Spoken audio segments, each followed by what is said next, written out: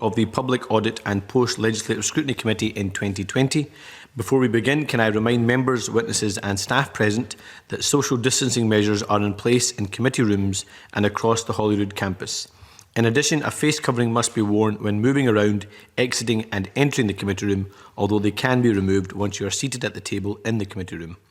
Can I also remind all those present to turn any mobile devices to silent mode so that they do not disturb the committee's work.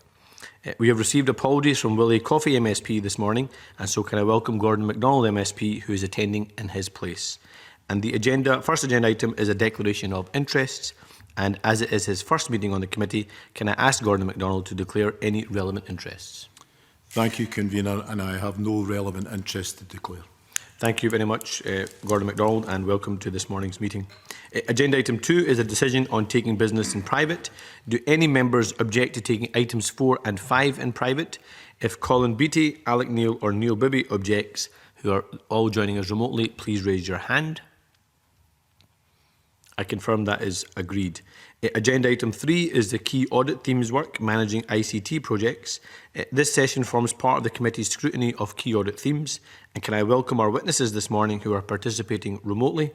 Sharon Fairweather, Director of Internal Audit and Assurance, Colin Cook, Director Digital, and Nick Ford, Director of Scottish Procurement and Property, all from the Scottish Government. And I understand that Colin Cook will be making a brief opening statement. So can I invite Colin Cook? Thank you very much, and thank you for such a timely opportunity to discuss the ways in which we manage digital and IT projects across the Scottish Government.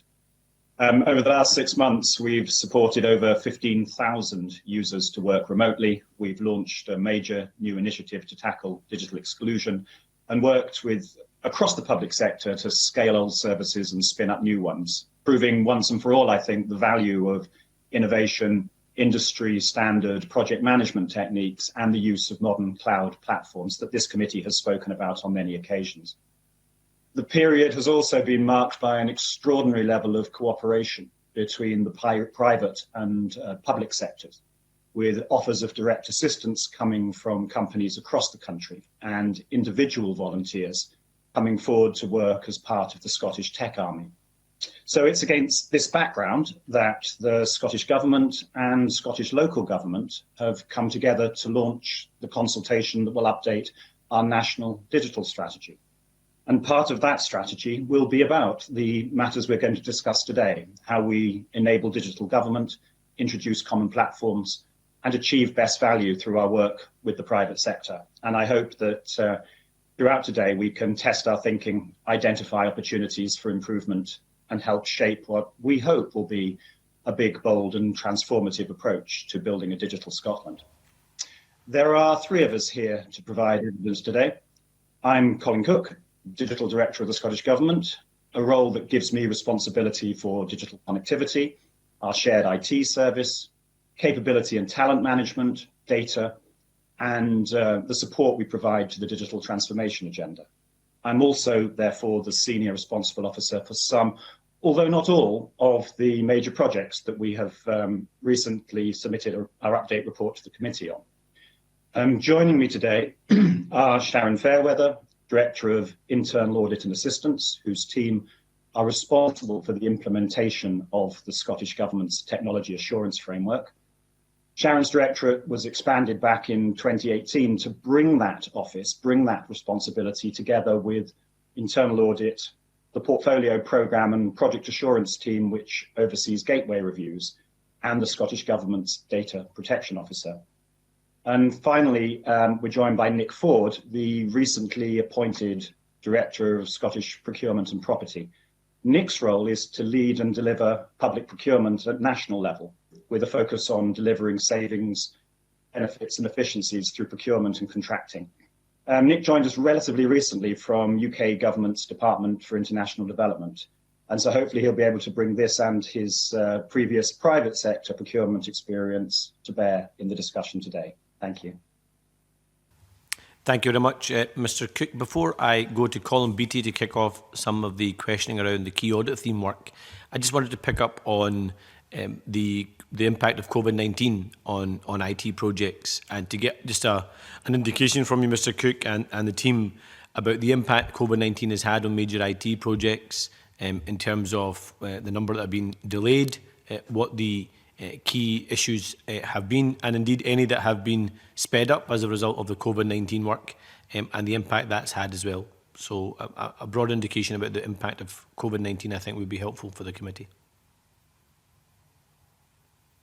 Well, I think, if I may start that, I think we've seen an extraordinary increase in the number of IT projects. I mentioned that we found new ways of partnering with the private sector, new sources of talent coming to support us. There are many examples of, I don't necessarily think it's been a change of direction, but there's certainly been an acceleration of the adoption of IT and also the public acceptability of IT. And also at the same time, we've seen a much greater awareness of the dangers and difficulties that come with digital exclusion. And so we've seen the launch of the Connecting Scotland programme, for example, to bring equipment and data packages into the hands of individuals who find themselves excluded. I may get the figures slightly wrong, but I think a really good example of how services have accelerated is the Near Me video consultation that's used to provide video consultation appointments with GPs. And a few months ago, before the pandemic, that was doing, I think, about 300 consultations a month, and that sped to 17,000. I mean, that's the sort of indication of the level of increase. And we've seen new services develop for getting information relevant to the pandemic on our common platforms. We've seen new customer management databases bringing up to help deliver new services and new support to people in risk management categories. So overall, the pandemic has been an accelerant. Luckily, I think IT as an industry and people within government working in IT are one of those functions that can work very effectively from home, and we've managed to do that. For example, the Scottish Government has accelerated the rollout of Microsoft Teams over the last few months. We've brought that programme forward because of the need to work effectively from home, and we've done that in fantastic cooperation with the private sector, and we've rolled that out now to every member of the government. So we are moving very quickly. We've accelerated our progress, and I think as we look forward to the National Digital Strategy, I think it's pretty clear that there will be new and ambitious programmes of digital reform incorporated within that. I don't know whether Nick or Sharon wish to add to that. Fairweather. Yes, thank you. Yes, so within the major projects update, the only two major projects that we're aware of where there were conscious delays were around the social security, some of the social security programs, and that delay was announced in April so that the social security services could focus obviously on what they needed to focus on with regards to the pandemic. And then the only other one was the census, which has been delayed till 2022, and that was announced in July. But other than that, all the other projects that we're involved in, there may have been minor delays while organisations reshape themselves, realign themselves for the new ways of working, but they've now all picked up and are back on track as far as we're aware. Thank you. I've got a supplementary request from Graham Simpson. Thanks, Convener. It was just to follow up on that very interesting statistic on GPs and the number of video consultations they're doing a month.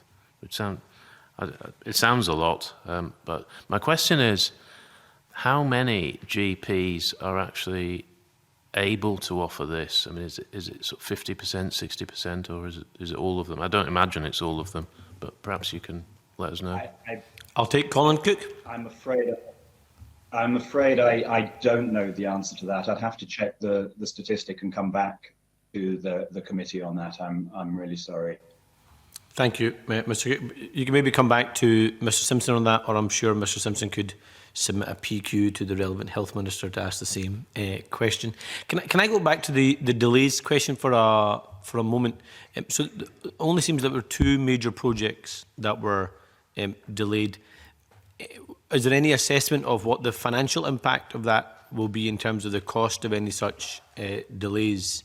And I suppose on the same line of questioning, how much extra resource was put into developing these IT projects, very welcome IT projects through the COVID-19 pandemic, and whether that's going to have a knock-on effect in terms of future budgets around IT projects. Who wants to take that one? I'll take an indication. I can see Sharon Fairweather. All I was going to say was I'm afraid I don't have that information available. We can certainly take that question away and ask it.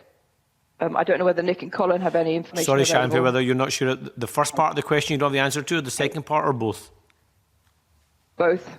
Okay. Colin Cook? I think it's sorry. I think the projects that were quoted, I mean, particularly census, the delay in the census was not an IT-driven delay, driven by the fact that it's very difficult to conduct a census which still has a physical element in a situation driven by the pandemic. And I think there was some similar circumstances around Social Security. In terms of additional costs, well, it will take time to assess the costs right across the panoply of what we do in the Scottish Government. Speaking for my own directorate, there have not been significant additional COVID-related costs around IT developments. If inevitably, if timetables of things go back, there usually is an increase in overall cost. But in the main, as I said, the IT industry, both within the public and the private sector, has adjusted very well. You would expect so, given their technical capabilities to remote working. We've been able to push things forward without a significant increase in costs. Thank you. And a final question before I go to Mr. Beattie is one of the things that we've seen repeatedly throughout the IT project work, particularly work that's come to this committee, has been high risk IT projects or IT projects that required intervention. Given that staff have been rightly reworked in terms of different focus and different projects, is there a risk that IT projects that required greater oversight and management have now been neglected because the people that would do that work have been put onto something else? Or are you quite confident that that oversight and management has still taken place? Well, we have, as you say, Convener, we have redeployed staff to priority projects. My directorate has redeployed a number of, many people actually, to particularly health-based projects. I am not aware of any of the significant projects where we have taken, we have increased the vulnerability, if that's the right term, of that project because of redeploying staff. I mean, there are senior staff and people in senior roles within IT projects who have been redeployed, but in the ones that I'm aware of, we have made contingency arrangements. We have ensured that those projects still have the oversight and leadership they need to be successful. Thank you, Mr. Cook. I'm now going to go to Colin Beattie, who is joining us remotely. Thank you, Convener. I'd like to look at some of the key audit themes that have been coming up over the years, and they're fairly consistent, where there are issues around planning, issues around the procurement and tender process. Now, we've discussed the assurance framework that's been put in place by the Scottish Government to provide oversight of major IT projects on a number of occasions. Could you explain at what point the Scottish Government becomes involved in a potential IT project? Is it when it's just an idea, when it becomes a little bit more of a possibility, or does there have to be a concrete proposal in place? Where in that process does the Scottish Government come in? Do you mean whereabouts in the process the assurance process starts? Yes. Yeah, sorry. I think in that case, if I may, I'll go to Sharon to lead on that. Yeah, certainly. So for all major projects, we have 4 points at which we undertake the major project assurance processes. So the first is at the business justification stage. So the aim of that is to ensure that the project's soundly based at the outset, that it has a robust strategic business case, that it has been adequately scoped, and that resourcing and skills have been considered and addressed. The next stage after that is at pre-procurement, and then during delivery, and then the pre-go live stage. So now that the framework is up and running, we should be getting involved at really early stage. And then alongside that, you also have the gateway reviews, which should start at the very early stage. So we should be made aware of projects at the initiation stage so that we can be aligned to do that business justification assurance stage. How do you define the initiation stage?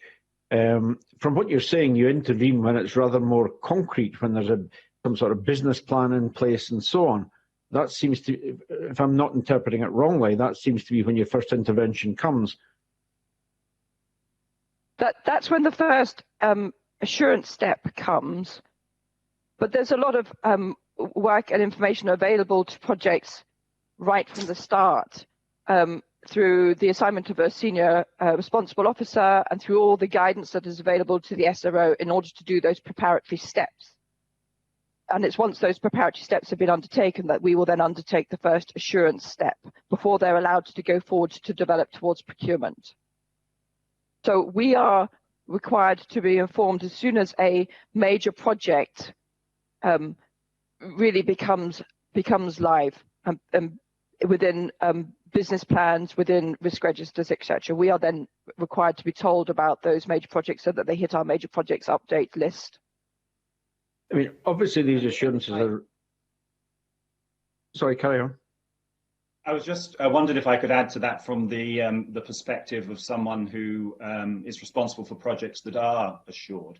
We would engage if we think we have what will be classed a major project, which is, as Sharon says, something of over £5 million or real significance. We would engage very early on with assurance, because the assurance team, because one of the things that we need to plan for is that process of assurance, and that very act of having a process of assurance is something we need to consider right at the beginning when we're thinking about how we resource and the timetable from the project. So there's an ongoing dialogue right from the beginning, right from the early stage, to try and map out what the appropriate assurance route will be for that particular program. Sorry. Now, obviously, one of the first things that presumably you look at is to ensure that the body concerned, the public body concerned, is completely clear about what the project's trying to achieve, which also would mean realistic timescales and budget and so on. How do you actually physically engage in that point? Because there's an awful lot of work goes on up to the point when there's something concrete in front of you. At what point in that lead up do you ensure that the body is clear, has got a clarity in its thought as to what's going to be achieved? Because that seems to have been a problem also in a number of projects. Yes, if I may, there are various different stages. So as soon as we are aware of a major project, and we can pick that up through various different routes, we may pick that up through our internal audit discussions, we may pick it up through the work that we do, just general work we do with directorates, or we may pick it up with directorates informing the Digital Assurance Office directly. But as soon as we're aware of a project, as Colin says, we will start engaging with that project so that they can start planning in the assurance processes, and they're aware of the sorts of things that we will be looking for when we get to the development assurance stages. And whether we're doing a gateway review or whether we're doing a major framework review, the first stages of those assurance assessments are around that strategic assessment, if it's a program, or around the strategic business case. So that is around ensuring that that project is properly set up, that they have the capability within their team to deliver what they need to deliver, that they know what they're wanting to achieve, they know what the benefits are that they're trying to achieve, they know how they have to go about that, they know how they have to engage with users, for example, in order to develop their projects. So that all of that initial planning, setup, governance stage will be assessed as part of that first assessment process. But as Colin says, we will be regularly engaging with the teams in the build up to that process so that we can provide advice and support on the way. Well, we recently held a focus group session with IT contractors, and it was to hear their views on how the management of IT projects could be improved. And there were some quite concerning issues came out of that. They had issues with the procurement process. They felt that in some cases, out-of-date information is being used, and that the tenders for some projects were failing to keep pace with modern procurement processes. How would you respond to that comment? I have to say it was a fairly universal view. It wasn't just one person. Thank you, Colin. Colin Beattie, I saw that Nick Ford wanted to come in on your previous question also, so I'll take Nick Ford first, and then I'll go to Colin Cook. Thank you. Okay. Good morning, convener, and good morning, committee. Thank you for the question. Obviously, I'm fairly recent to Scottish Government, so I can't necessarily talk about some of the specifics and some of the programmes. But from my experience in terms of good procurement, not just in a digital space, but generically, it's all around skills and capability, leadership and culture, the process and the governance, and really having market insight and supply relationships. So to just touch on those in a little bit more detail, and I think this covers some of the earlier questions as well, really. On skills and capability, it's really around having the professional experts who have that deep category experience, obviously in this case in digital, invested early into the programme team and working with the programme team. So we recruit and we build capability in those procurement expertise. But also what we're doing is building commercial and contract management expertise in non-procurement experts. So your SRO, your contract managers. So the guidance actually tells SROs that they need to engage with the professional experts. They need to bring those in at those very early design and planning stage. And we can talk about some of the work we've done on that. For example, on the social security programme, I've recruited people from DWP, procurement experts, on the how we've introduced contract management training and SRO training to help that greater understanding.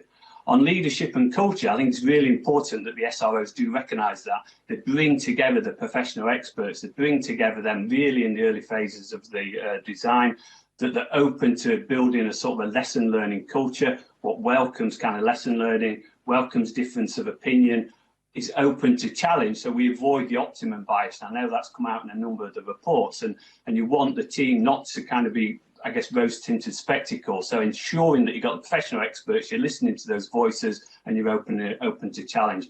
And again, I think the Scottish Government payment platform is a really good example where the procurement people were brought in right at the start, working with the digital experts, working with the programme managers to develop the plans, ensure we've got the right commercial model, ensure we've got the right terms and conditions as that's progressed over the life cycle.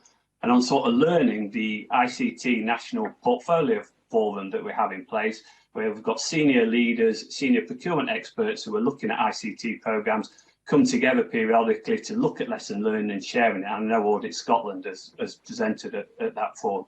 If I think about process and governance, it's all around having the right process and governance in place. The Digital Assurance Office, what Colin and the obviously the technology assurance framework that Colin and Sharon can talk about.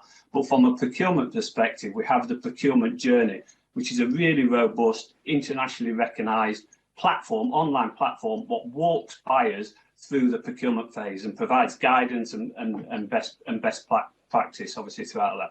And then the market insight is really all around having buyers and experts and digital people understand the market, the size, the complexities, the depth of that market, the sustainability of that market, and also sort of highly networked, so they're working with other colleagues and also building healthy relationships with those suppliers. So when you bring that kind of all of those, I think, 4 focus areas together, then you should avoid some of the pitfalls which have been identified in the reports. Now, I can go into any of those areas in specific detail if you'd like. I think in terms of one of the comments in the report around out of date or copy and paste, I think I read in one of the reports. Obviously, you know, without knowing the specifics or being able to get into specific details, I can't really comment on it. But obviously, we would not recommend that. And good best practice would be that a procurement expert working with the programme team develops what's the right tender package, what's the right criteria specific to the programme procurement that's been undertaken. And the guidance in our procurement journey, which I've mentioned, you know, that provides the best practice, that provides that guidance, and that's what we recommend throughout that process. Thank you. Colin Cook. Yes, thank you, convener. We obviously have discussed this on a number of occasions, and I also saw the feedback from the companies that you discussed these issues with. I think it's worth saying that just nearly 2 years ago now, in a response very much to these kind of discussions and the observations of Audit Scotland, we set up something called the Digital Commercial Service, which is a joint operation between my directorate, the Digital Directorate, and Nick's Directorate, the Procurement and Property Directorate. And that's about supporting parts of the Scottish Government to make sure that we engage with the IT world in an appropriate and modern way. I mean, that organisation support, and Nick quoted the payments programme that we're working on, which is a really good example of this. But that has seen, for example, a much more comprehensive approach to market engagement before we enter the formal procurement process, with market engagement tied to specific projects that allow industry to bring their thoughts and their innovative ideas into a project, rather than do what before we set out on the formal procurement journey, get away from what has been a criticism in the past, that we over-specify within a particular tender and do not allow, therefore, for the innovation that can come from the market.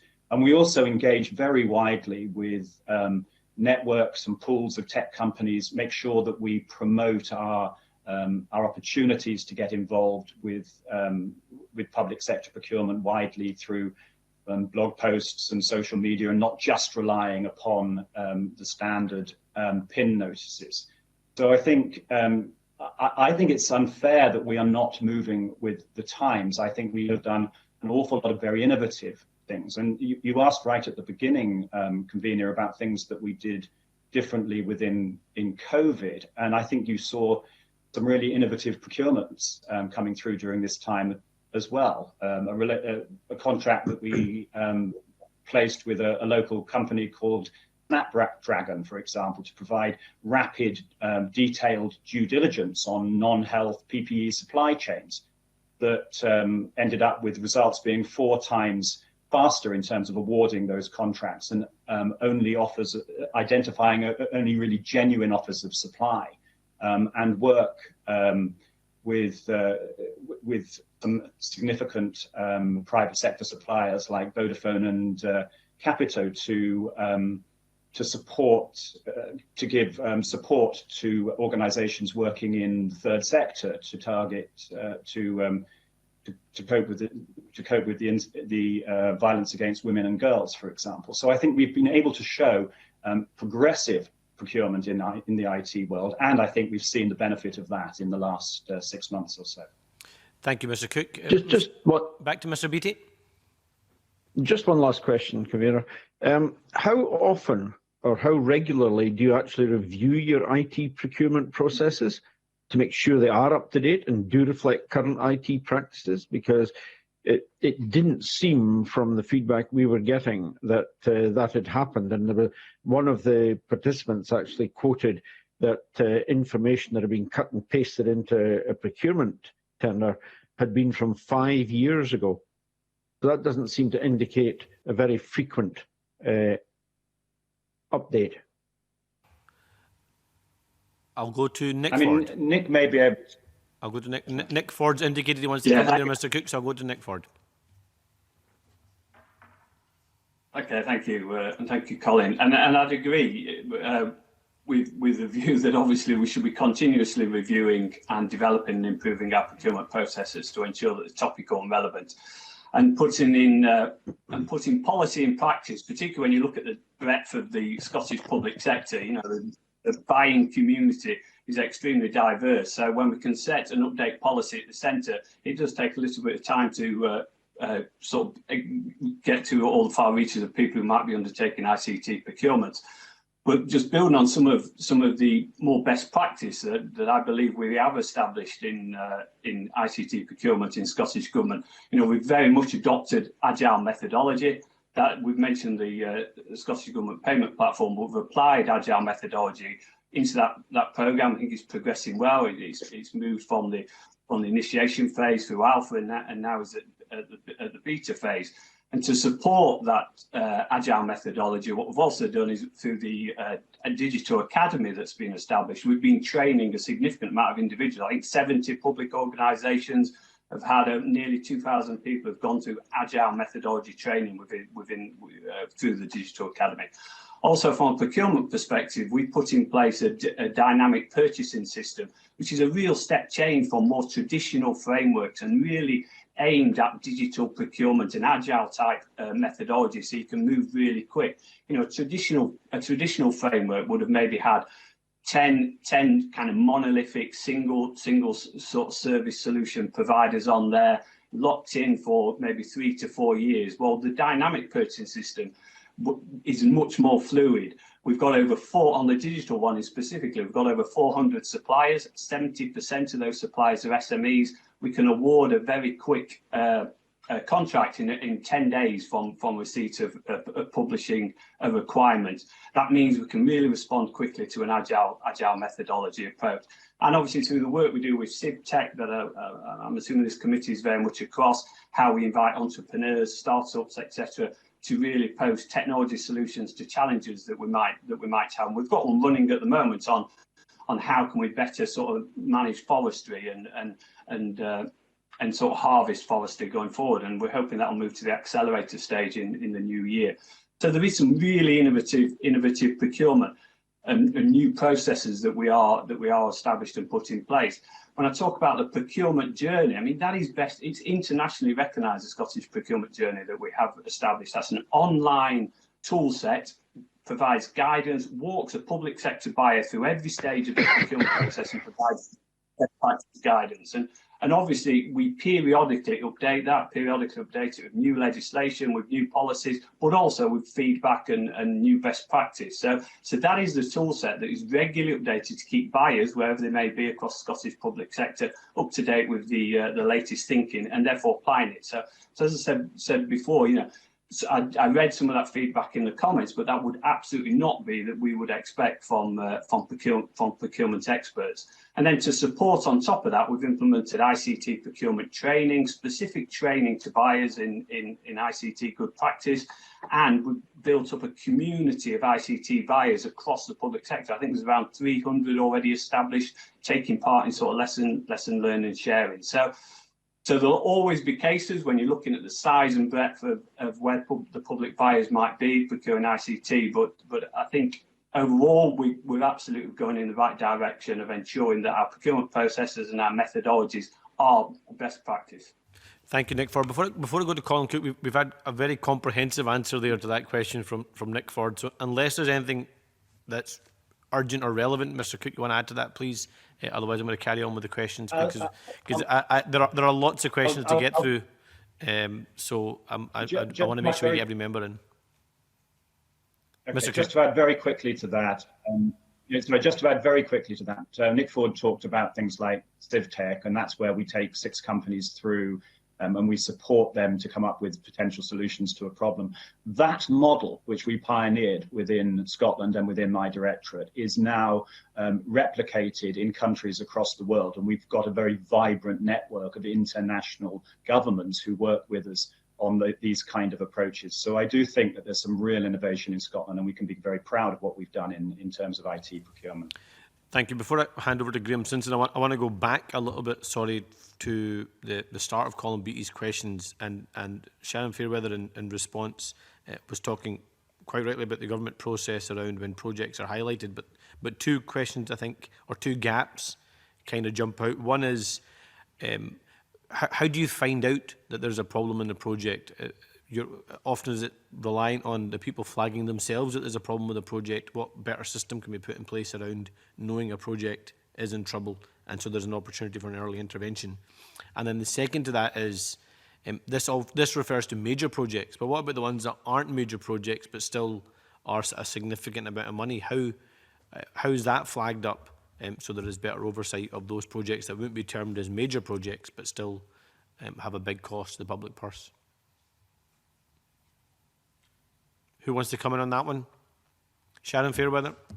Do you want me to come in? So for any of these projects or programs that are being run by an organisation, there are a number of ways in which this should become flagged up. So within their normal governance processes, they have risk registers and risk management processes. So within their own organizations, they should have escalation processes for risk management, for where issues are arising within a team, the risk management that should be raised to a higher level, and so on, and depending on the size and scale of the issue, up to the highest level of governance. So there should be the route up through any normal organizational governance process to highlight and flag risks and issues that are arising, so that the management of the organisation. Sorry, Sharon, just to press you back. I accept the process exists, but it's not happening because we keep getting the same issues being flagged up to us again as a committee. So I would have much greater confidence in that answer if it meant that it stopped happening, but it's still happening. So clearly a framework exists, but how people operate is not consistent with that framework. So what can be done to get that intervention that's going to make that difference? I think the main thing that we can do is around continuously pushing the lessons learned. So continuously pushing through Nick's team the capability of management of projects and programs, continually pushing through our assurance side of things, engagement with the organisation, so that they participate fully in the assurance processes and respond to those. And I think we are definitely seeing more of an uptake of those, better response to recommendations, and more involvement of assurance throughout these processes and at an earlier stage. I think that is definitely something that we are seeing as we go forward. But we need to tackle this through various different routes. So we need to tackle this through the risk management work that's going on across Scottish Government around developing risk management in organisations. We need to tackle it through Nick's team around developing project capability. We need to tackle it through the assurance programmes, and just continuously raising the lessons learned. And what about the major projects versus the non-major projects? So all of the major projects are on the technology assurance framework anyway. So they all have to go through the assurance stages that are required for a major project. The non-major projects, we are more reliant on other forms of assurance or other forms of risk management to ensure that they are being picked up and tracked. But again, that's around also that there's good education out there around the tools and guidance that is available. And it also comes into things like the sponsorship arrangements and the other discussions that Scottish Government will have with an organisation if they're taking forward projects that are small in the grand scheme of things, but are important to that organisation. And Colin Cook, just to clarify on that, what do you regard, just for the benefit of the public, as budget-wise a major project and budget-wise a not major project? Well, I mean, Sharon sets the framework conditions and can change those, but at present a major project is one with a lifetime value of more than £5 million, or where there is a significant reputational risk, because sometimes projects that are below that value may be dealing with a particularly sensitive issue.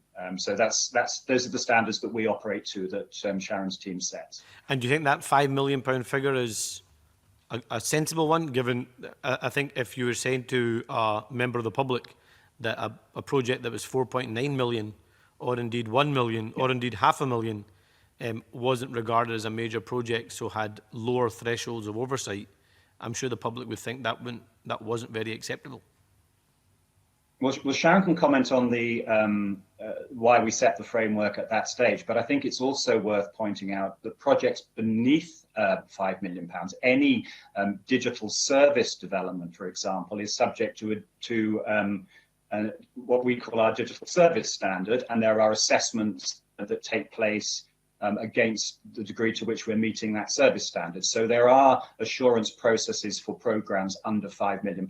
They're just not the one that we've described and we talk about quite often at this committee around major projects. So all projects are assured, or all service developments are assured against those standards, so the public can have confidence that we are developing them in the right way, that we've got the teams required to develop those projects, that we are looking at user needs and we are interpreting those needs correctly. So there is this other form of assurance for programmes beneath the £5 million threshold. Thank you. Graham Simpson. Thanks, Convener. My questions are for Nick Cook. Mr. Cook, you've used some interesting phrases. Colin Cook, you mean, or Nick Ford? Sorry, Nick Ford. Yep. Nick Ford. Got you mixed up. Nick Ford, not Colin Cook. So Nick, you've used some interesting phrases already. Procurement journey, you've talked about lesson learning, you've talked about agile methodology. Now, of course, none of those mean anything unless we get actual change. So if we can go back to that focus group session that we had, we've touched on already, and the terms and conditions which we've discussed earlier, there was a very strong feeling that these are centrally driven. They are very often copy and pasted. You've touched on that already. So they're not very agile, and the very strong feeling to come out of that the result of that is that SMEs can be cut out of the process. They're missing out. Participants said that contractors are being told if they don't meet all the requirements, then they're non-compliant and they can be excluded from the bidding process. And if I can give you an example that was raised with us by one of the participants in that session, they said that they were asked to name all the members of the team that would be working on a contract months in advance of that contract. So actually before people are even employed, they were being asked to name the people who'd be working on that team. So, you know, that is virtually impossible, certainly for a smaller company or a medium-sized company. So there's a couple of things there. What are you actually doing to be more agile, and so that the terms and conditions are not centrally driven? And how are you tackling this business of, you know, having to provide names of staff members, which sounds absolutely ludicrous?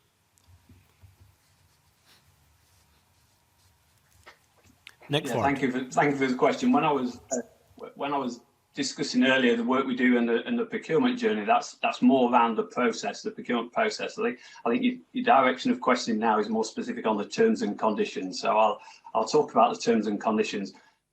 I mean, we made, I think it was about summer of 2018, we, from Scottish Government perspective, released some new terms and conditions, which are a model set of ICT terms and conditions, which have been developed with legal colleagues, obviously, and with procurement experts. And that actually was a big step forward from historical terms and conditions, which weren't specific to the ICT type sector. And the other positive was when we released those terms and conditions, and they're mandated for Scottish Government, but they're also available for all public sector bodies to use, even though obviously all public sector bodies can choose their own terms and conditions as their own contracting authority, so they don't have to use them, but they're there as a model set. What was also published alongside those is guidance to the buyer, so the buyers can really look at and understand out of the terms and conditions how to adjust them and amend the terms and conditions so that they're proportionate and appropriate for the specific procurement what's being undertaken. So in an ICT context, that's typically around, you know, if you're buying licenses, how do you manage that in the T's and C's, copyright, IP, these type of areas. So that ability is there to having those terms and conditions. Now, it is fair to say good practice would be that we periodically review those terms and conditions. And when a new set went live in the summer of 2018, within sort of the 2-year mark, that would have given us enough kind of traction to then do a review. Now, obviously, we didn't manage to get to that this summer because of obviously other activities. However, I am pleased to actually say that we've now started that process. There's actually a working group being formed with digital colleagues, with procurement experts, with Scottish Government legal, to look at that current set of ICT T's and C's, take on board a lot of the feedback of how over the procurements what have been run through it. And through that process and that exercise, what will take place over the coming months, we'll also go out and reach out to industry, to organisations like Scotland IS, etc., to ensure that we take on board their feedback. I think it's also, I noticed within the feedback, what was provided within the procurement and tendering process, there is the opportunity for suppliers to raise clarifications or areas of the terms and conditions that they want to discuss with the procurement colleagues. So they submit that as part of the tendering process. Now, obviously, what the buyer then has to look at and consider is, are they material or are they okay to make those clarifications? If they're a material change, then understandably we can't have an unfair advantage for a certain organisation compared to another one. So we have to run procurements on an open and Mr. level, Ford, can I just level stop you there? Can I just stop you there? I want to go back to the actual question. If you could make the answer brief. So it sounds like you are agreeing that we have standard terms and conditions on projects across many policy areas, and that you think something should be done about it. Except you're new to the role, but nothing has been done about that yet. Is that the case? Well, no, well, they're not quite standard, so there isn't one size fits all. I did explain that there's guidance in place so the buyer can adjust the terms and conditions specific to the procurement, the individual procurement, what is being undertaken. So whilst there's a model set of terms and conditions, they can be tailored to the specific requirements. But they're not being tailored. They're not, Mr. Ford. They're not. That's the message we were getting. So the people who are bidding for these contracts, they're faced with a set of terms of conditions that are frankly not relevant to the contract.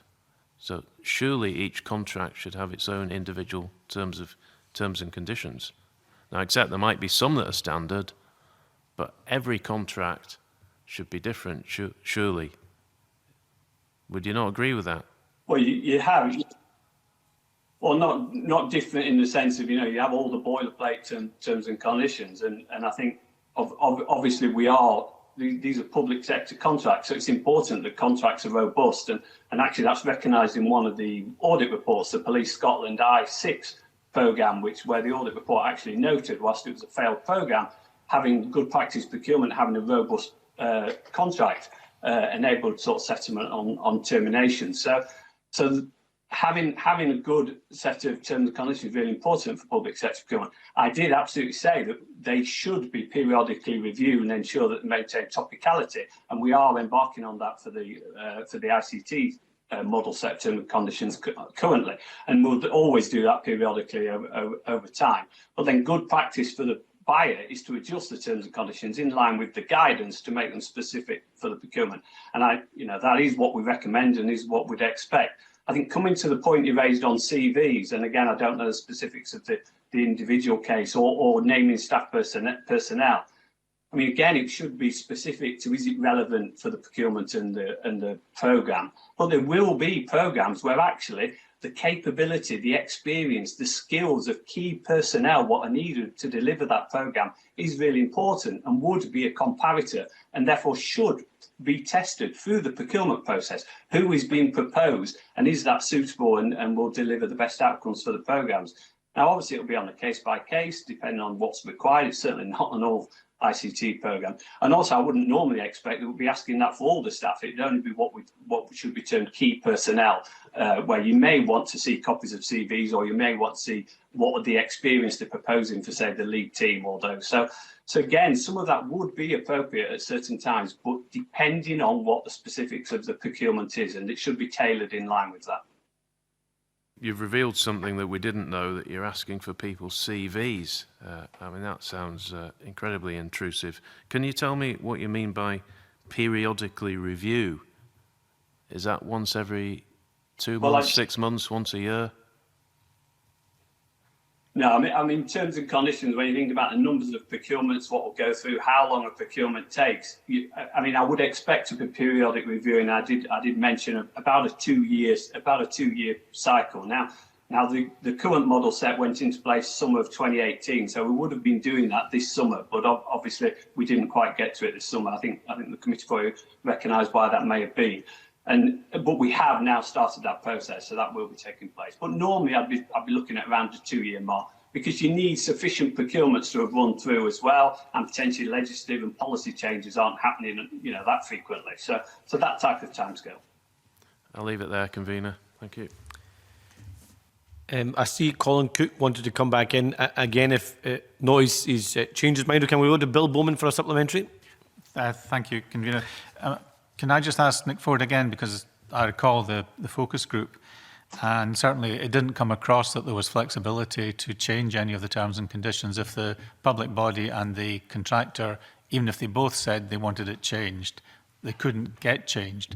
But one of the questions I think I asked was, is there somebody you can go to if you have a situation like that who has the authority to say, yes, this doesn't apply, or no, that must stick, you know, and get a quick, simple answer on, or, you know, a ruling on whether the terms can be changed? No, every procurement operates in its own right, and the authority on the procurement will be the buyer, who's identified as the responsible person for that procurement. So the opportunity for the supplier is to raise it through the procurement process. And like I do say, in the tender documentation, there is actually a section where the supplier can input what areas of terms and conditions they would like to clarify or to discuss. But the important bit is they can't be material to therefore lead to a potential unfair advantage for the procurement process. But I think the impression we got was there wasn't flexibility and there was nobody to ask. So, you know, that was it. So I'll leave it there. Thanks.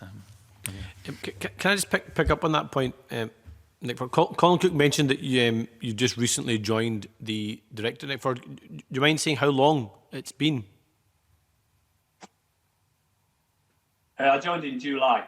In July. Okay, so that is relatively new. So it would be unfair for us to question you about what was happening pre-July.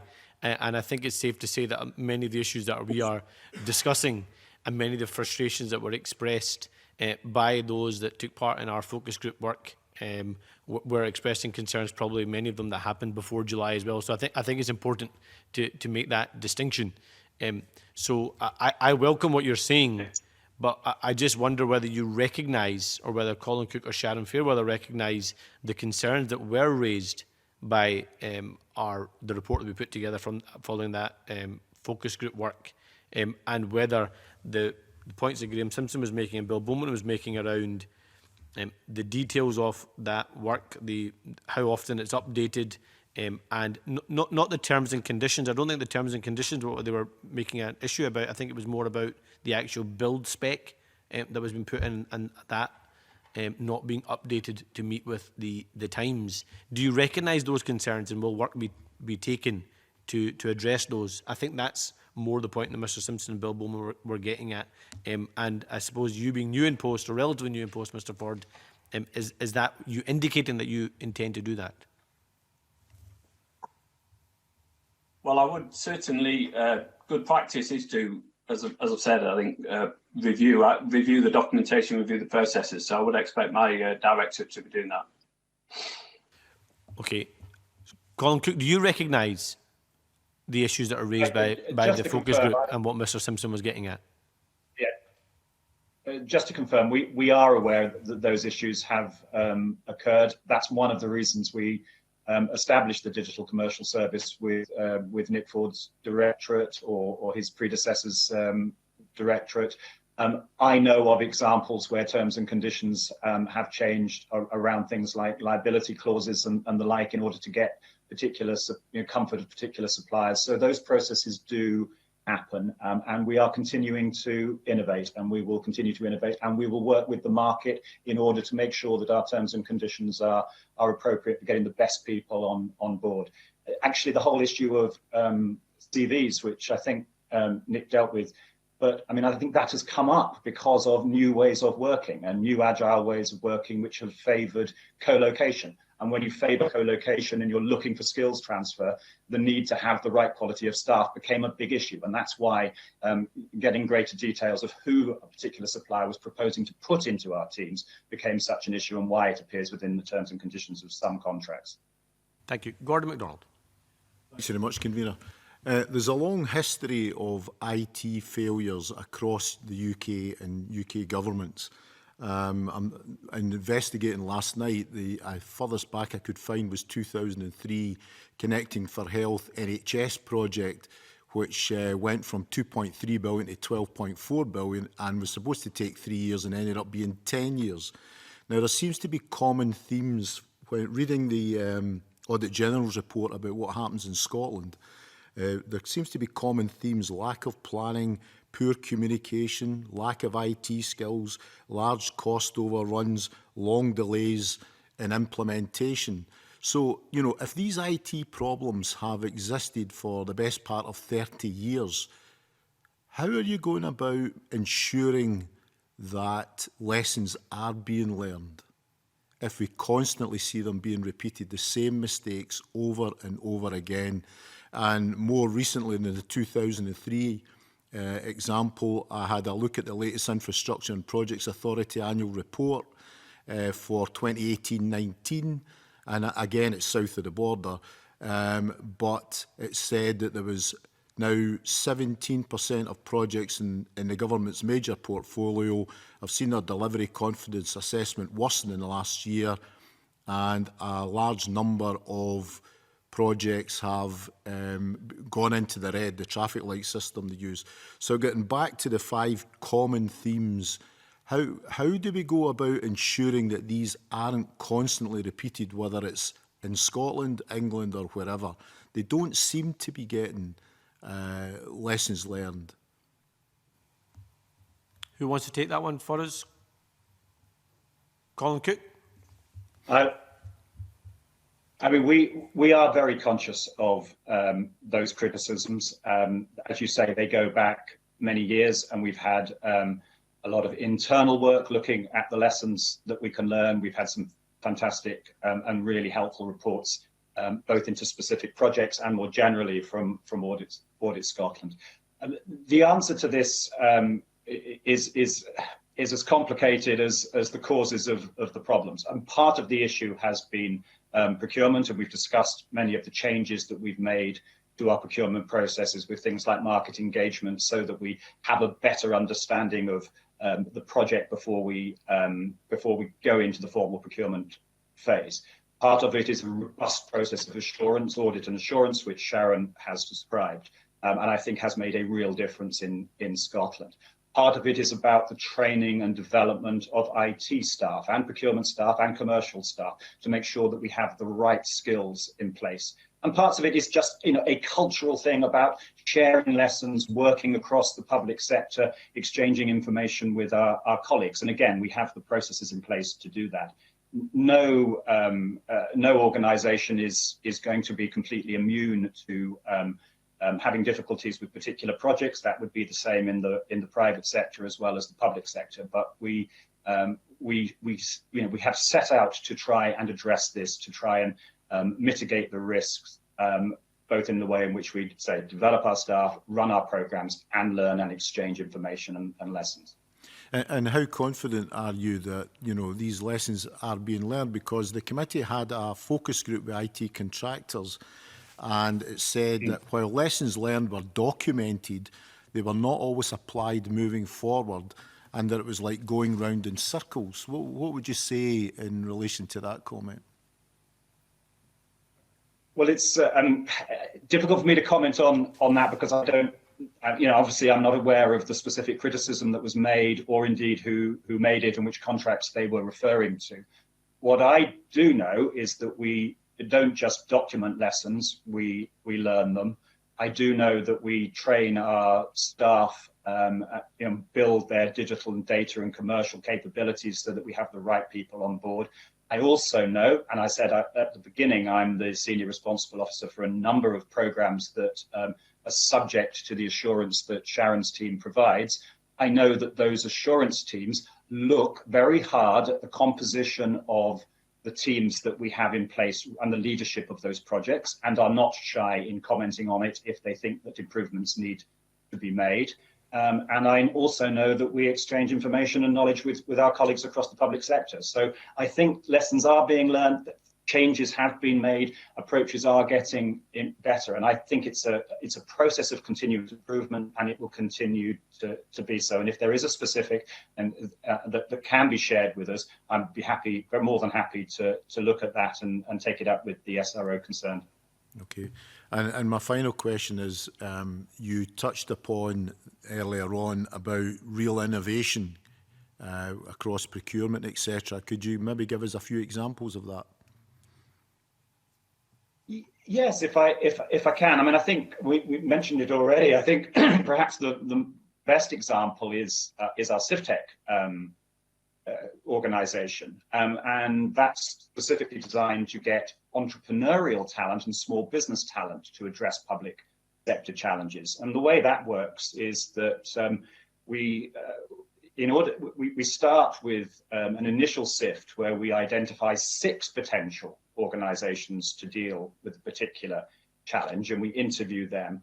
We then take 3 of those through to the next stage, what's called the exploration stage, where they receive £5,000 from us to do 3 weeks' work to refine and develop their proposal.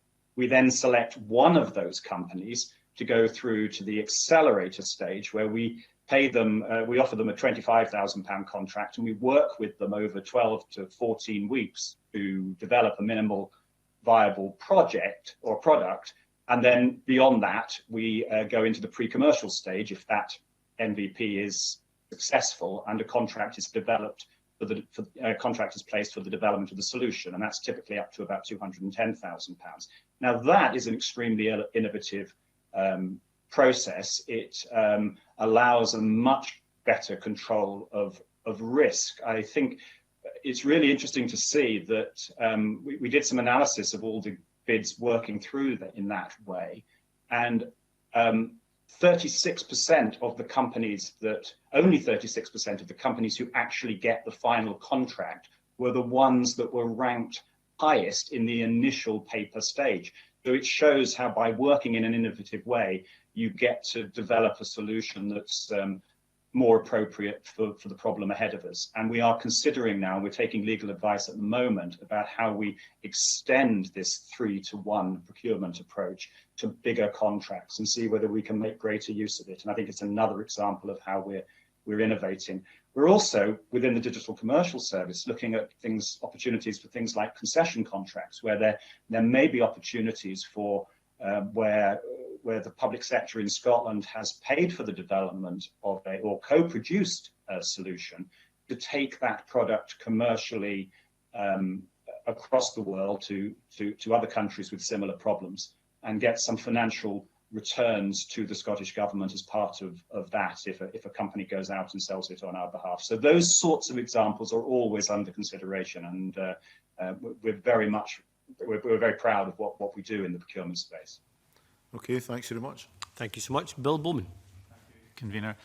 The committee heard from the participants at the focus group session that we had that it is critical that the person managing the project for the organisation or the buyer understands the organisation's business and what IT system is required, what the IT system is required to deliver, rather than whether the person has the IT skills or knowledge. The participants' experience was that often the best people are not released to work with the contractors on such projects. Instead, projects tended to be led by a temporary IT contractor who didn't know the business of the public body. So what advice do you give to public bodies on the person who should lead the project on their behalf? And do you advise that it should be someone suitably senior with a good knowledge of the business of the body itself?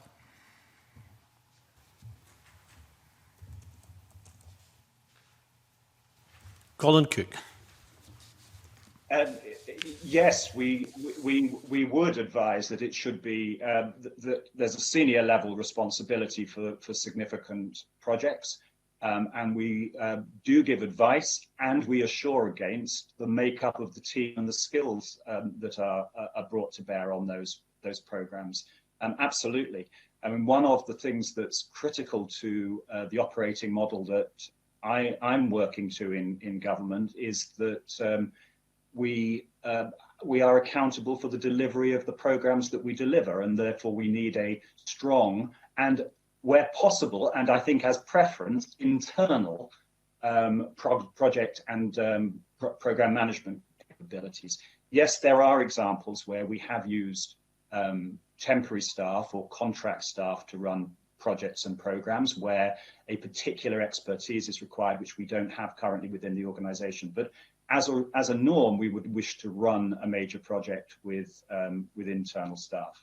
I don't think we're talking about particular expertise. It's more that the person understands the business. So, I mean, first of all, do you recognise that comment? And let's say there was a mission critical project coming up. Who would you say should be the management representative leading that? Well, there will be, there will be a senior responsible officer who will almost certainly be a member of the Scottish Government. There may well be a programme director who is brought in from outside. I think a good example is that we're currently developing a project around the shared services of the Scottish Government to redevelop those. And the first stage of that is a replacement for our ERP system, our core finance and HR system. And we have brought in a leading, an external expert to help us develop that program in its early stages and deliver that program to make sure that we have someone with experience of ERP replacements and shared services in that leadership role.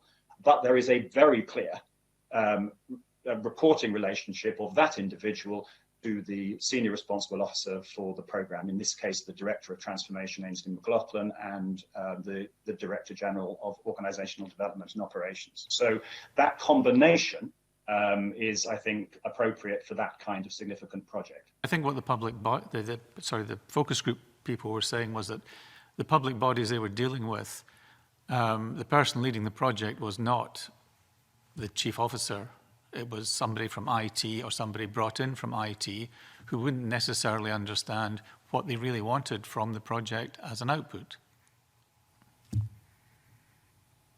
Well, that again, if there are specifics of where that has happened, we will look into them. I think it's absolutely critical, and I know that the assurance process certainly looks at this, and the digital standard, the digital service standard I described earlier, for smaller projects also looks at this, that you have a skilled multidisciplinary team. And one of those skills has to be a clear understanding of the business logic and the business need, along with the user knowledge and the user need, the technical knowledge required to deliver that project effectively. So it is about putting together teams that are appropriate for the procurement. And I would be, I would happily look at any particular issue where we feel we've fallen short of that. But the norm would be to have that combination of skills. I think that the point is it's not so much to bring you examples, it's that you should be ensuring that that happens. But let me move on then to another question. As you probably know, the Auditor General's reports have also commented on the absence of IT skills in public bodies. And the Permanent Secretary's letter to the committee in April of 2019 set out steps that the Scottish Government was taking to address issues around the recruitment and retention of high-quality IT staff, and Paul Johnson provided a further update in July of this year. Now, these initiatives include the Data, Digital and Technology profession, the Digital Academy and the Digital Fellowship. So what are expected outcomes of these initiatives and how are you going to measure success? Because presumably your outcomes are more than just members of participants in these programs, but the actual impact on future IT projects. Oh, absolutely. I mean, the purpose of all training and recruitment and development is to improve our performance. As I said, we have a continuous improvement culture, and the training of staff and the recruitment of staff is part of that. I mean, to try and highlight some of those, I mean, the Scottish Digital Academy is designed to ensure that we have a coherent program of training and development to develop and grow in-house capability. And that is about building effective services and meeting user needs. And I know numbers aren't everything, as you said, but we have trained over nearly 2,500 civil and public servants from nearly 100 organizations within that academy. And we're continuing to pilot and develop new courses, new courses in. So how do you know they have an impact on future projects? Yes, I mean that's the purpose of doing that. I mean, that is the purpose of training and development. That's the purpose of recruiting the staff that I talked about. It's about. But I understand that. But how do you actually measure the impact of these people in the future? I mean, you can put them through. Well, we will. Yes, and we'll measure the outcomes, and we will measure the outcomes of the programs on which they work, and we'll continue to do on an outcome basis, and from an individual basis, we'll continue to work with them within the context, particularly if they're members of the digital data and technology profession, on their skills and continuous professional development. So the evaluation is in two forms. It's have I got the skills for the job? Am I improving and developing as an individual? and are our programs becoming more efficient? Are we getting better outcomes? Are we developing things more quickly? It's a complex causal relationship, but we look at both. There was a suggestion from one of the participants. You can perhaps tell me how it aligns with what you're actually doing. One participant said that during the recent lockdown period, their staff had attended 4 to 6 week boot camps to undertake certified training in new areas based on their client demand. Now, this enabled staff to update and enhance and broaden their skills, and it was suggested that a similar approach could be a benefit to public sector staff, as it would enable organisations to have appropriate resource skills and understanding of a project before entering into a contract. So is this something the Scottish Government could consider or are doing? We certainly always considering ways of improving the offer from the Academy. I mean, I think we've made the point that a lot of IT staff have been accelerating their work over the last 6 months. But you know, we have new courses in the Academy on AI, on driving value from data, on programming fundamentals with Python, which is a partnership with CodeClan, a very respected external trading body. We're doing with them. We're also doing introductions to HTML, for example, and we're working with the QA Cloud Academy on cloud fundamentals. So all of these programs are being developed, are available, and we encourage our staff to go through them as part of their professional development. I would love to learn. The people in charge of the Academy, I know, engage with other academies and other approaches to training in the private and the public sector. And if there are good examples, we would look at them and see whether they've got lessons for us. On that, Convener, you say you encourage staff. Now, I know from my previous experience outside of Parliament that there's training and there's your job, and often your job took precedence because you were busy, you were short of resources, and that may ring a bell with you. But the organisation's point was, you have to do the training. That is something you must do. How do you handle that? Because you're not actually employing necessarily the people who are doing the who may need the training. No, I mean, there's always a balance between doing the job and training, and we encourage our staff in the way in which we set objectives and the way in which we run teams to create time within their working week and their working year for professional development. It's part of the deal, if you like, that we have with members of the digital data and technology profession, that they do undertake continuous professional development. And we support that on an informal basis as well, with the development of professional networks that allows people to share ideas and share their experiences. The DDAT, the digital data and technology profession, also has a head of profession who is our Chief Operating Officer, Dave Watson, whose overall accountability is to make sure that the people in that profession are getting the support and the training opportunities that they require. And within the civil service, of course, there is a very well mapped out and a very tried and trusted route for checking, for having staff and career development conversations and making sure that people are taking those opportunities up. We try and promote it. We've got heads of community that champion talent and development across all parts of the organisation, and we work with organisations such as the British Computer Society to check that development is up to standard. We'll continue to do so. It's part of the approach and part of the assurance that we bring to committees like yourselves, that we are skilling for the jobs that we have. Okay, thank you. Thank you, Mr. Bowman. I see there's a supplementary request from Alec Neil, who is joining us remotely. Thank you, Convener. I just want to build on the points raised by Bill Bowman, particularly to Colin and Nick. I think it's well documented now in Scotland. Indeed, there was another report out this week showing that we have quite a substantial shortfall in the number of people who are IT specialists in Scotland compared to the demand for the services. And indeed, that gap between the demand for these qualified people and the availability of them is, if anything, getting worse rather than better. So 2 questions. Number one, what impact does that have on your IT strategy and provision of services to your clients within government? And secondly, what do you think needs to be done that's not already being done? And I know there's a lot already being done, but what needs to be done to try and close that gap? Because clearly, I think we've seen during particular crises such as the farm payment crises, that the dire shortage of IT specialists was one of the major factors why we took longer than otherwise would have been the case to get the IT systems sorted. So it is quite a crucial factor. So how big a problem is it for you, and what do we need to do to sort it?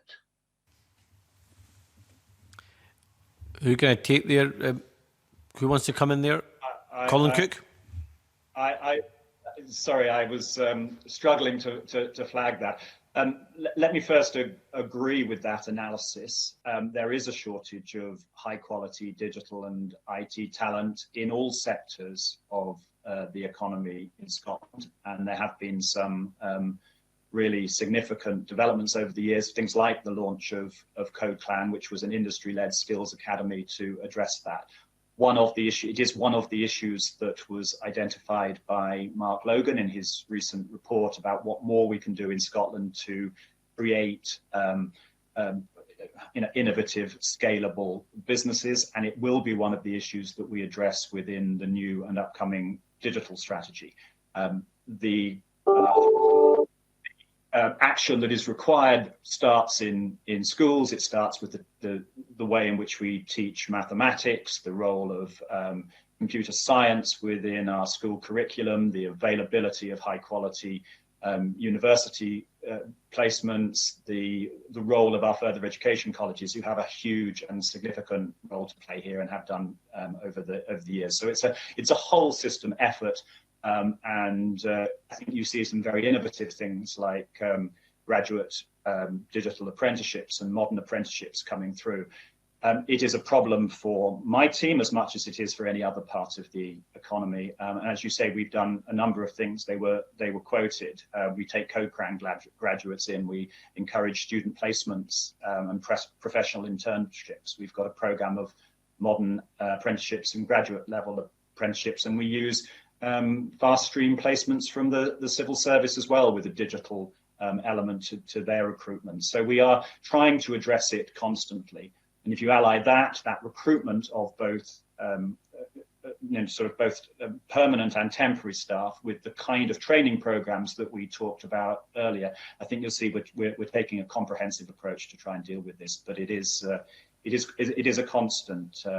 It's a constant battle for all organisations to get the quality of staff we need. And looking forward, as as we come out of the pandemic and the proliferation of digital business models, clearly there is going to be even greater competition for the high quality staff that we all need across the economy. Do you want to come back in, Mr. Neil? Yeah. So my question is, I mean, I hear about all the good things that are happening, and that's all very good and well and absolutely essential. But my question is, what additionally now needs to be done? And then specifically, is there not now an opportunity? I mean, we know from the profile of unemployment caused as a result of the pandemic that a lot of it is and going to be heavily concentrated amongst younger people. So is there not a special window of opportunity here for us to try to recruit these young people, get them trained in IT specialisms and give them a bright future? I mean, this is an international market where we're working in. It's highly competitive, but there's an opportunity here, and should not see a bit more dynamism in terms of a bit more innovation, a bit more flexibility and nimbleness on the feet to seize the opportunity of all these young people who are desperate for training and a job, not all of whom will want to or be the right people to go into IT, but a fair proportion will be. So, we're not needing to get some action here on top of everything else that's happening to exploit that opportunity? Who wants to come in there? We Colin are Cook? taking action. Sorry, apologies. We are taking action. We will take action. We want to be fleet of foot, to use your term. I mean, we've launched a graduate apprenticeship degree program with specific digital programs in cybersecurity and IT management and software development. We've appointed 16 Code Clan graduates into Scottish Government since 1920. We're supporting modern apprenticeships. We've supported 5 student placements in IT operations, data engineering, and cybersecurity. Yes, we will work hard to do this. We're very conscious of the economic circumstances in which we're operating, and we're also very conscious of the increasing need and increasing interest in the digitization of the public sector. And we will be finding ways, and I hope the new digital strategy will include comments on this. It certainly intends to make sure that we get give people the opportunities to come into the public sector and develop an IT career with us. But Colin, when is the digital strategy due to be completed? It's an update to the strategy that was published back in 2017. The consultation period closes on the 21st of December, and I would hope that this will obviously be a matter for. It's a joint exercise between Scottish Government and Scottish local government. So, but I would expect it to be published sometime in February or March. Yeah, which is fine, but is there not a need for, as I say, we're going to have a major tsunami of unemployment as a result of COVID. We already see signs of that. Can we not, in the meantime, pending the strategy, take some innovative action to match supply and demand a bit more? Because clearly, we don't want these young people disappearing down south or elsewhere, and us losing this potential pool of talent. We will certainly do, and I know that my team, obviously from a digital point of view, but my colleagues in the Economy Directorate and the Work Employment Directorates are looking at opportunities to do this. There have been some programs announced, and I'm sure there will be more. And I know the Scottish ministers right across portfolios are focused on it, and to try and use this opportunity, as you put it, to give people opportunities in the IT world and develop those skills, because they are effectively going to be, many of the jobs of the future are going to have that component. And I also know that because I talk a lot to them, our universities and our further education colleges are also stepping up their response and to give people the skills that they're going to need. Good. My final question in this is, what is the staff turnover rates in IT specialisms, in the Scottish Government? Is it? I mean, I know you probably don't have the figure ready to hand. There might not be a universal figure across all departments, but order, is it 5%, 10%, 20%? I haven't got the figure for that in front of me, for which I apologise. It's not. It's certainly nothing like 20%. It's not out with many other standards across the civil service. I mean, we do, and it was mentioned earlier, we do have temporary staff in place. We've got about 6 or 7%, I think, of our current staff are sort of on temporary contracts, and it's usually around about that level. But we've made efforts over the last few years with the training that we deliver, with the introductions of pay supplements for specific digital data and technology roles, to try and reduce our staff turnover and attract the best talent into the organisation. I can come back to you on a specific turnover figure, but as you suggested, it does vary by sub-profession, if you like. Yeah, it'll be interesting to see the figures. If you can supply those, that would be very interesting indeed. Thank you. And my final question is to Nick, because clearly, presumably, the cost of procuring IT services are highly inflationary because of that shortage of skills. Can you give us a sort of overview of the impact of that, Nick, on the cost of buying in these services? Well, I mean, I don't have specific figures to hand that I can give you. It's fair to say it is a fairly competitive market, and through the Scottish Government procurement, so if I use something like mobile and laptops and those type of devices, actually we get extremely competitive rates. Now, the demand is going to obviously, and we've seen that through COVID, increase for these type of products. But because of the scale and the way we buy those at a national contracting level, then we can really maximise the effective procurement. So we continue to get competitive rates and that, but obviously the capability side of it a bit difficult, and we'll have to see how that progresses over the coming periods, really. Okay, thank you, convener. Thank you, Mr. Neil. I'm now going to go to Neil Bibby. Thanks, convener. I just want to ask about the Learning Directorate National Standardised Assessments re-procurement. There's a requirement to procure a replacement provider. The May update had stated that it was also delayed by COVID-19 because of recognition of the impact of lockdown on market capacity.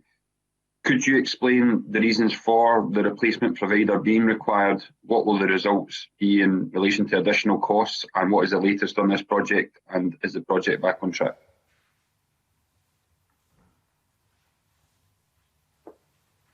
Colin Cook? I didn't catch, with apologies, I didn't catch the project that was quoted there.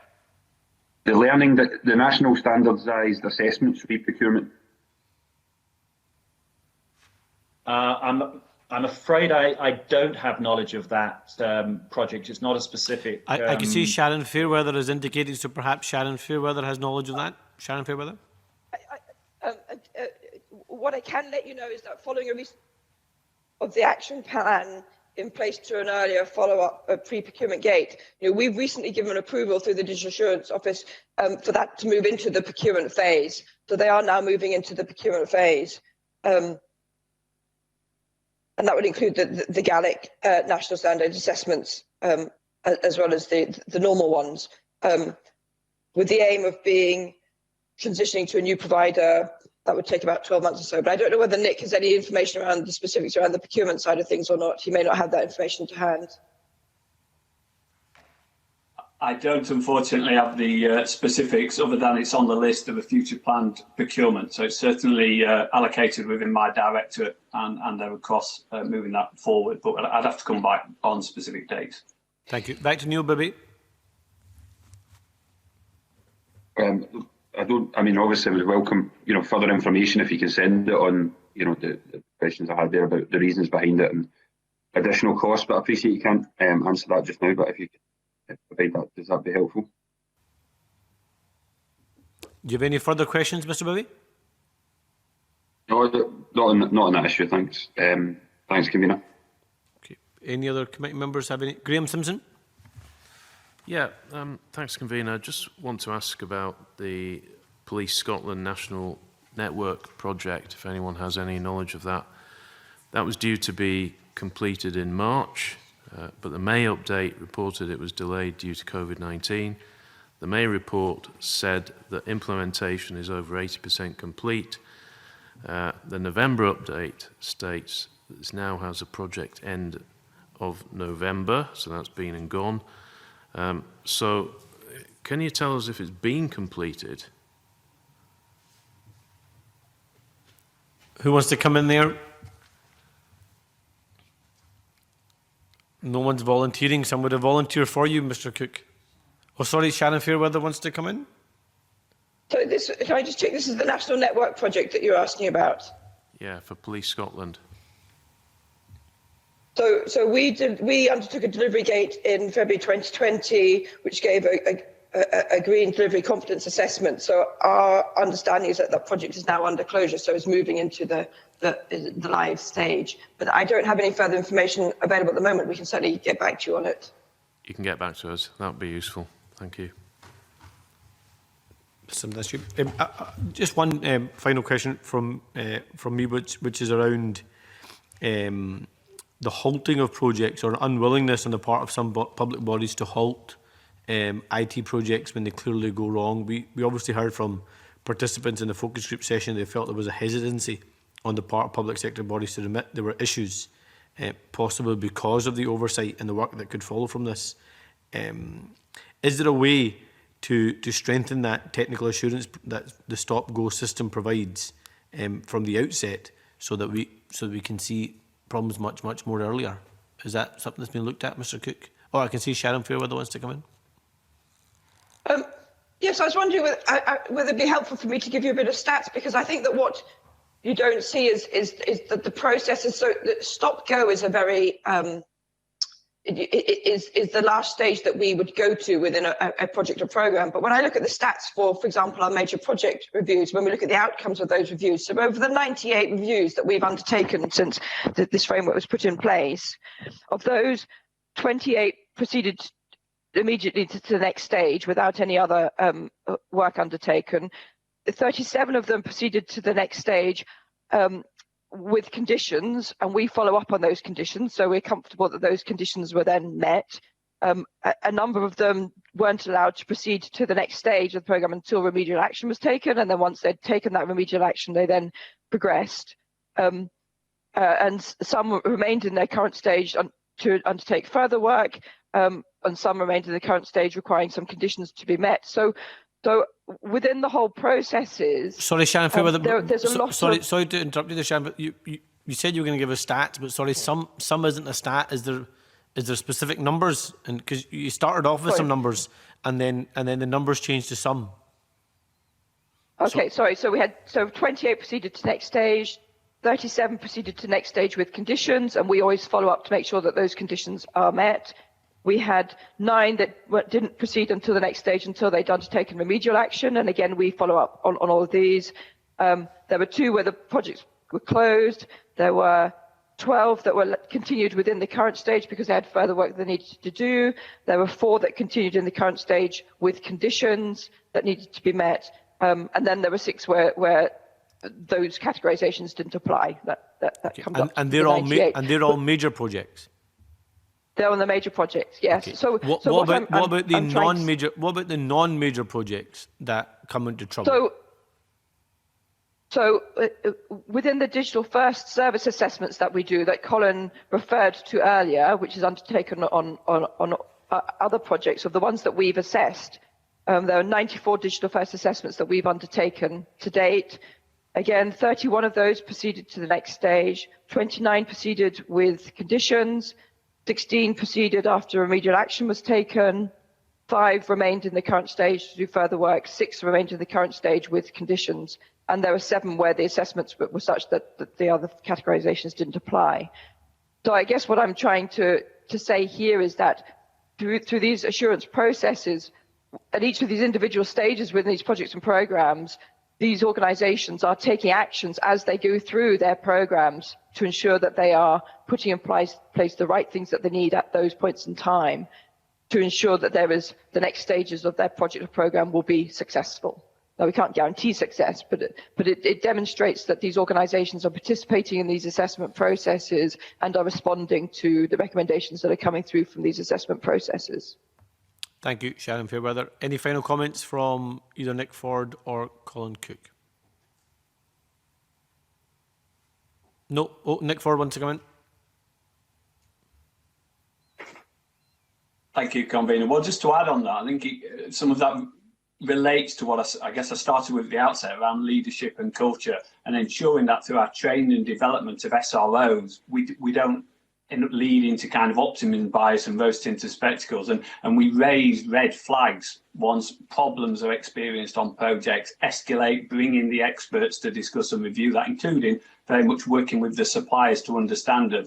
And I think historically, typically on these type of projects, we've tried to think it will get better rather than actually, bringing in all that capability to look at it. So I do think there's a real leadership and culture element of ensuring that we properly, assess what's the current state and don't just expect things to get better. And that's one area that we directly address through the training and the contract management modules that we've developed for SROs. Thank you, Mr. Ford. Well, I'm hoping that leadership and culture change will now be coming since your new arrival since July, and we will have less such problems coming to this committee in terms of IT projects. And with that, can I thank Colin Cook, Nick Ford and Sharon Fairweather for their evidence this morning, and I will now close the public part of this meeting as we move into private session.